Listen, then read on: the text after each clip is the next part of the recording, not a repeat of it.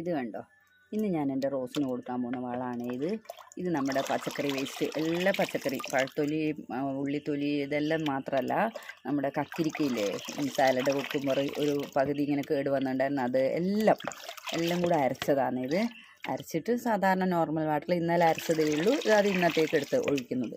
അപ്പം നമുക്ക് ഇങ്ങനത്തെ കാര്യങ്ങളൊക്കെ ഇല്ലേ, ദിവസം നമുക്ക് റോസിന് ഒഴിക്കുക, വളരെ നേർപ്പിച്ചിട്ട് അങ്ങ് ഒഴിച്ചു കൊടുത്താൽ നമ്മൾ വെള്ളം ഒഴിക്കുന്നതിന് പകരം ദിവസം നമ്മുടെ റോസിന് കൊടുക്കാം.